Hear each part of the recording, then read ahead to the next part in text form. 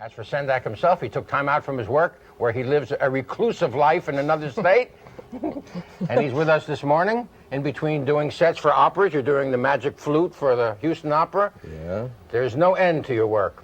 Most people think of children's books as little bitty books and about Bunny Wunny and Squirrely Whirly and Wolfie Wolfie, but your books are not like that at all. It's too early to describe them like that. I'll get sick to my stomach.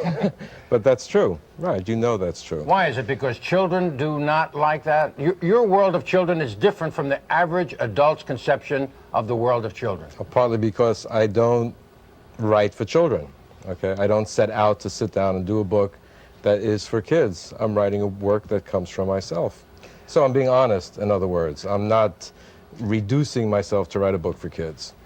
Now, this is a scene from a book called Where the Wild Things Are. I remember that when this book came out, there was a furor among litterateurs, among librarians. Some library systems banned that book. Yeah. Bruno Bettelheim, the great child psychologist, attacked the book. He said you were terrifying children. What is your response to that? Nobody's perfect. No. Look, I'm going to show you this. Now, maybe we can pan this picture. And this is a book that infuriated people, adults, who work with children, saying that this was bad for kids, that this would give children nightmares. What's your experience since the book was published? My experience, of course, is that children know how to look at the book, know how to read the book, and children have nightmares. Children also have pleasure. Max is having a good time in this book. He's the little boy in the book that you see on the left of your screen. He's a little boy who's having a carousing good time. And kids looking at the book tend to follow Max's adventure. I mean, he obviously is calm, cool, and collected, and is in no dread of what's happening to him. And kids know who is leading them in the book. Among the books you have written is one called The Sign on Rosie's Door.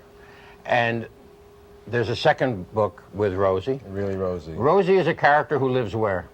In real life? Yes. She lived in Brooklyn, near Avenue P, back in the 40s, in the war years. I never got to know her. Looked out the window. She lived across the street. She acted out, played, completely mesmerized the kids on the street. And I drew her.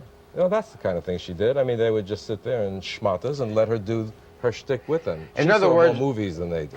Little children have tough lives. Yes. Don't go out and play. Eat your dinner. Do your homework. Don't cross the street. Don't cross the street. You'll get killed. You'll get killed. Right. Get and squashed. so Rosie, to escape that kind of adult tyranny, fantasized a whole dream world. Well, if you think of the block in Brooklyn being an isolated island, sort of like a devil's island for kids, they can't cross the street. They can't do anything by themselves, so they must make do with each other. And if they have a Fellini living on the block, like she was, well, then life is going to be a little better. Now, this Fellini, this little Rosie, has been transformed by Maurice Sendak into a stage production with music by the, I think, incomparable Carole King. Tapestry is maybe my all-time favorite album. And it is now on Broadway. Now, I have some pictures. Tell us a little bit. These are children. Those are children. I assume these are ungooey children. Those are ungooey children, clearly picked for their ungooiness. They are on stage. They all range from between 7 and 11. Is that Rosie? That is Tisha Campbell in the middle as Rosie, and a bunch of kids behind her. A bunch of kids behind her, right. And here we have a Talmudic scholar, I think. Who is this child? That's Wade, who plays Johnny, and he is a little bit like a Talmudic scholar, but he's slightly pathologic, too, at the same time. Another normal-type Brooklyn child. Really, Rosie is a show in which children comprise the entire cast. There's no adult on stage. Exactly. You hear adult voices, but you do not see adults. It's the mothers screaming their heads off from the windows, disciplining and irrationally telling the children not to do the things that are normal to do. Other than that, the kids romp on the stage, have their fantasies, carry on like maniacs, and bring it all to a happy conclusion, at least until tomorrow. Why is it so hard to have good theater for children? Most of the theater that I've encountered in America for children on a stage is so oatmeal-y. It's just, the kids don't like it and the adults don't like it. Well, it's either oatmeal-y or it's plastic, but Gene, you know as well as I that that is not untrue of publishing too.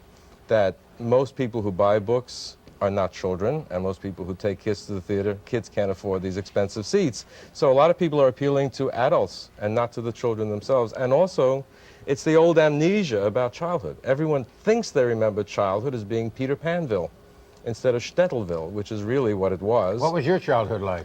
It was pleasantly gruesome. I mean, it was the normal child in the 30s who couldn't cross the street, who had immigrant, hard-working parents, and who really mostly had to fend for himself. It was not a dreadful thing. Is that child still alive in you, Maurice? Unfortunately, look how short I am. No, seriously. Yes, yes, he's still alive in me. I mean, the produce of my life, the work that I do, comes out of that baby that's still in me. Which, as a creative person, it's gold to have this thrashing creature inside me. As a social, normal human being, it's devastating. But, you know, I stay alone a lot of the time, so it's no problem.